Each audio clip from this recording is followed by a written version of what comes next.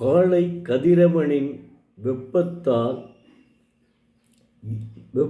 காலை கதிரவனின் வெப்பக்கடலில் எதிர்நீச்சல் போட்டு மாலையில் இதமான தென்றல் நுகரப்போகும் அனைத்து அன்பு உள்ளங்களுக்கும் என் இனிய காலை வணக்கம். இன்று ஒரு குறள். அதிகாரம் 118, குறள் எண் 1172. கண் விதிப்பு அழிதல். தெரிந்து உணரா நோக்கிய உண்கண் பரிந்து உணரா பைதல் உழப்பது எமன். தெய்வப்புலவர் திருவள்ளுவர், மேல் வினைவதை ஆராய்ந்து அறியாது அன்று காதலரை நோக்கி நின்ற உன் கண்கள் இன்று இது நம்மால் வந்ததாகளின் பொறுத்தல் வேண்டும் என கூறப்படுத்துணராது துன்பம் உழப்பது என் கருதி என்கிறார். அதாவது சுருக்கமாக சொல்லப்போனால், பின் வருவதை ஆராய்ந்து அறியாமல் அவரை பார்த்த மையுண்ட கண்கள் அத்தவறை ஆராய்ந்து அறியாமல் வருந்துவது ஏன் என்று சொல்கிறார். நன்றாக புரிஞ்சு கொள்ளுங்க. இதிலிருந்து உங்களுக்கு நல்லா தெரியும். அதாவது பின் வருவதை ஆராய்ந்து அறியாமல் அவரை பார்த்த மையுண்ட கண்கள் அத்தவறை ஆராய்ந்து அறியாமல் வருந்துவது ஏன்? இதை கல்லூரி பாடத்தில் வைக்கலாமா இல்லையா? நீங்களே சொல்லுங்கள். இதை கண்டிப்பாக கல்லூரி பாடத்தில் வைக்கலாம். அப்போ இந்த குறளை அந்த கல்லூரி மாணவிகள் படித்தால் நிச்சயமாக நமது பொள்ளாச்சி சம்பவமே நடந்திருக்காது. ஏன்னா நல்லா ஆராய்ந்து அறியாதுன்னு சொல்கிறார் தேவைப்படும். இவ்வளவுக்கும் அப்போ படிப்பறிவு இல்லாத காலம். ஆனால் இப்போது பெண்கள் படித்து கொண்டிருக்கிறார்கள். பெண்களும் ஆண்களைப் போல வேலைக்கு போகிறார்கள். அதனால் இந்த குறளை படித்தவுடனே பெண்கள் யோசித்து கொள்வார்கள், ஆகா, நாம் நிச்சயமாக எதையுமே ஆராய்ந்து அறிய வேண்டும். நம்முடைய தாய் தகப்பனை, நம்முடைய வளர்த்தவர்கள் யார்? தாய் தகப்பன். அதைத்தான் நான் என்னுடைய புத்தகத்திலே கூட எழுதியிருக்கேன். ஒரு புத்தகத்தில், நீ வருவாயன் என்ற புத்தகத்தில் கடைசியில் என்ன இல்லை இப்போ அறிவுச்சிறகுகள் எழுதியிருக்கேன். கடைசியில் அந்த பெண்ணு, நீங்கள் சொல்கிறது உண்மைதாங்க, ஆனால் நான் என்ன செய்யணும்னா, என்னுடைய தகப்பனையும் உங்களை எனக்கு பிடிச்சிருக்கு, நீங்களும் கலெக்டராக போகிறீங்க, நானும் கலெக்டராக போகிறேன், ஆனால் உங்களே எனக்கு பிடித்துள்ளது, அதில் எந்தவித வேறுபாடும் கிடையாது. ஏன்னா ஆரம்பத்திலிருந்து 2 பேரும் ஒன்றாவே படிச்சிருக்காங்க ஏற்காடு மேன்ஃபோர்ட் ஸ்கூலில். அதனால் நான் என்னுடைய அம்மாவும் அப்பாவும் என்னை வளர்த்தவர்கள். அவர்களினுடைய பேச்சை கேட்காமல் நான் உங்களுக்கு உறுதி சொல்ல முடியாது. எங்கள் அப்பா அம்மா என்ன சொல்லுகிறார்களோ அதைத்தான் நான் கேட்பேன். அவர்கள் சொல்லிவிட்டார்கள் என்றால் நிச்சயமாக உங்களை திருமணம் செய்து கொள்வேன் அப்படின்னு சொல்லிட்டு தாய் பாசத்திற்கு கவிஞர் கண்ணதாசன் ஒரு ஒரு பாட்டு எழுதியிருந்தார். அதை 3/4 பக்கம் அந்த கடைசி வரி எழுதியிருக்கேன். அதுக்கு கூட எடுத்து படிச்சிருவேன், அதுக்கு டைம் இல்லை.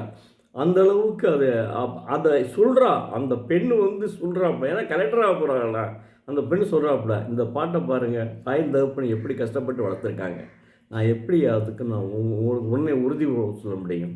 அதனால் நீங்களும் கலெக்டருக்கு படிச்சுட்டு இருக்கீங்க, நானும் கலெக்டருக்கு படிச்சுட்ருக்கேன். நிச்சயமாக 2 பேரும் பாஸ் பண்ணிடுவோம். ஏன்னா 2 பேரும் மேன்ஃபோர்ட் ஸ்கூலில் படித்தவங்க, ஏற்காடு மேன்ஃபோர்ட் ஸ்கூலில் படித்தவங்க. அதனால் நிச்சயமாக பாஸ் பண்ணிடுவோம்ன்ற தைரியம் நமக்கு உண்டு.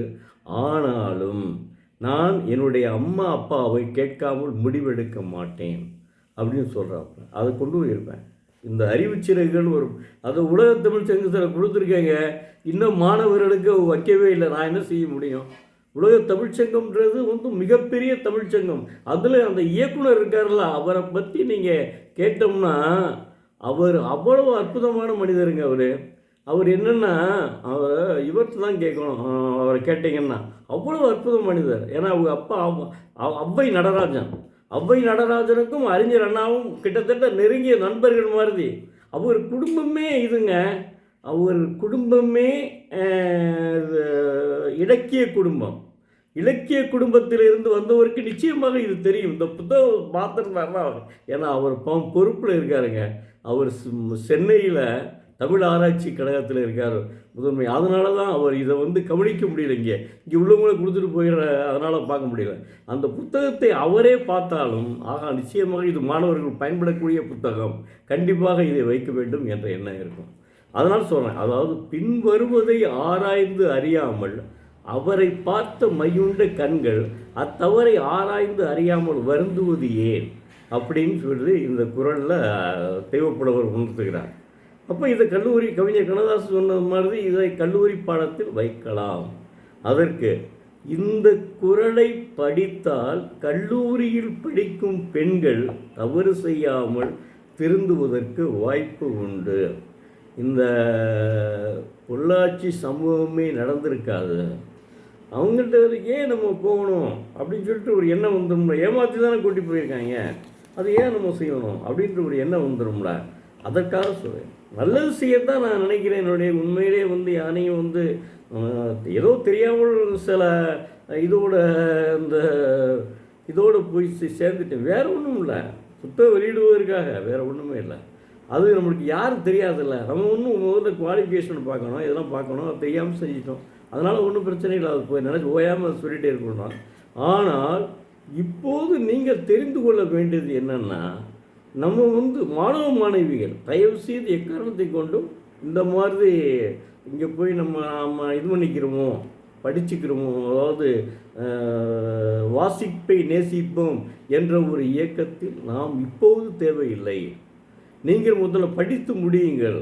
ஒன்று டாக்டர் ஆக வேண்டும், அல்லது மாவட்ட ஆட்சித்தலைவர் ஆக வேண்டும், அல்லது ஏதாவது ஒரு குரூப் 2 எழுதி ஏதாவது ஒரு போஸ்ட் குரூப் 2 எக்ஸாம் எழுதி, அப்படி அந்த கவனம் பூரா உங்களை அதில் தான் இருக்கணுமே ஒழிய இந்த வாசிப்பு இயக்கத்தில் நீங்கள் இப்போ செஞ்சு என்ன செய்ய, நீங்கள் முடிங்க. திருக்குறளை வேணால் ஒரு திறம் ஒரு திருக்குறளை என்னன்னு படிங்க. அது உங்களுக்கு அப்படியே அறத்தை வலியுறுத்தும். ஏன்னா அதாவது அது திருக்குறளினுடைய பெருமைங்க. அதனால் அதுக்கு மாதிரி ஒரு இதே சொல்ல முடியாது. அழுக்காறு அவா வெகுளி இன்னாச்சொல் நான்கும் இழுக்கா இயன்றது அறம். இந்த 4 குற்றங்களும் இல்லாதவனை அறம் செய்தவன் ஆவான் அப்படின்னு சொல்கிறார் தெய்வப்புலவன். எப்படி ஒவ்வொன்றுக்கும் ஒவ்வொன்று இது கொடுத்துருக்காங்க.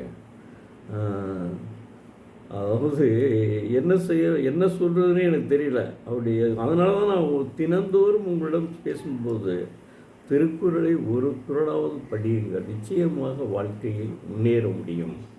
இந்த குறளை நிச்சயமாக கல்லூரி மாணவர்கள் படித்தால் கண்டிப்பாக எந்த தவறும் செய்வதற்கு வாய்ப்பு இல்லை. அதனால் திருக்குறளை தினந்தோறும் படிங்கள். மேலும் நாளை ஒரு குறளை பார்ப்போம். நன்றி, வணக்கம்.